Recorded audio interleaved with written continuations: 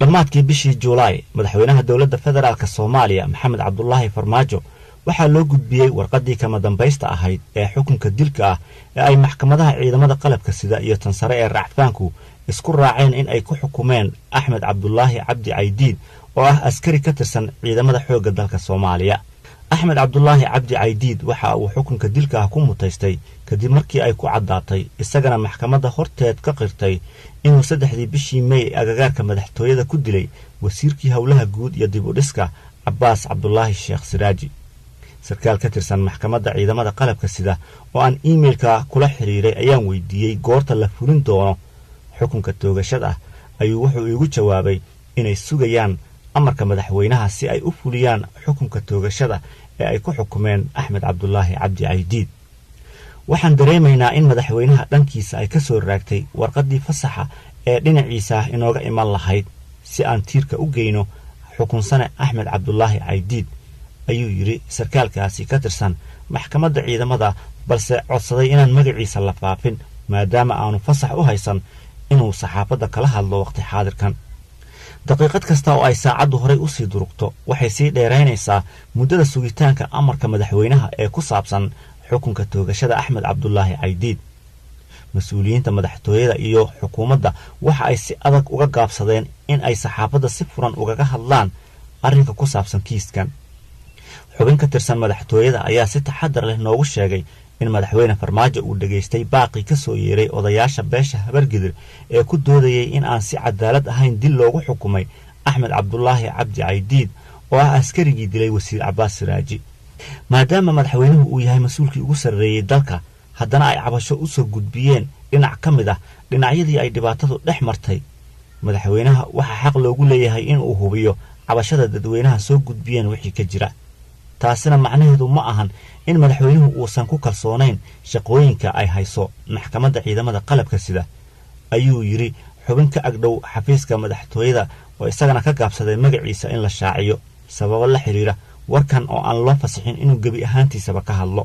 ma ahan markii ugu horeysay ee ay maxkamadda ciidamada qalabka sida xukun dil ah ku rido askari ka tirsan ciidamada dawladda balse waa markii ugu horeysay ee askari dil geystay ay beeshiisa si aan gabasho lahayn u garab istaagto. odayaasha beesha Habargidir waxay sheegeen inay diyaar la yihiin inay mag bixiyaan si Axmed looga badbaadiyo toogashada balse waxay sheegeen in madaxda dawladda ay diidan yihiin inay wada hadlaan labada dhinac. waxaa kaloo jira shakhsiyaad rag iyo haweenba leh oo hanjabaado warbaahinta marsiinaya kuwaasoo ay muuqato hadalkoodu in uusan daawo u ahayn dhibka uu geystay Axmed Cabdullaahi Caydiid. beesha uu ka dhashay marxuumka la dilay Cabbaas Siraaji ee Hubeer Digli Mafle waxay sheegeen inaanay jiri doonin wax gorgorta ah oo laga gelayo dilka Cabbaas Siraaji iyagoo sheegay in ay soo dhaweynayaan xukunkii dilka ahaa ee ay maxkamaddu ku riday Axmed Cabdullaahi Cabdi Caydiid. dadkii dhibka geystay iyo annaka wax wada hadal oo noo socda ma jiraan mana ka wada hadlin doono. wasiir Cabbaas dilyay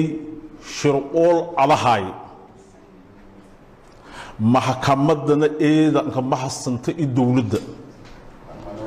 dadka araaw mas'iraha dumiyana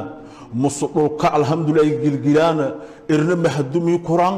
dhulna alhamdulillah magilgiran irkuna ilaahi abuuri maana mal afyaw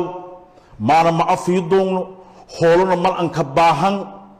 sharciga maxkamadda la hasuray waan waldile beelana saasa isa qabta.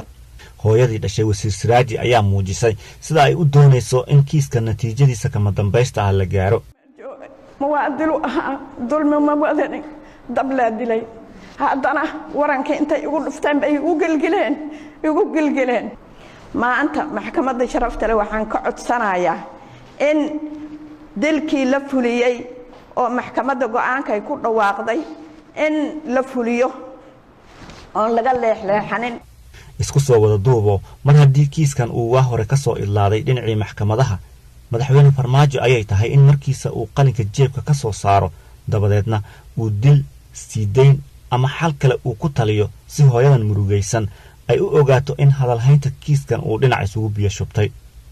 iyadoo xeeldheerayaasha dhinaca cadaaladda ay ka digeen in haddii wax laga bedelo xukunka maxkamadda sida ay ugu riday Axmed Cabdullaahi Cabdi Caydiid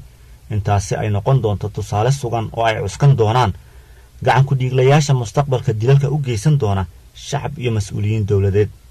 mar haddii ay digniintu sidaasi tahay, madaxweyne Farmaajo wuxuu ku dhiiran doonaa inuu albaab aan hadhow la xiri karin ku furo maxkamadda xukunka adag ee ciidamada qalabka sida.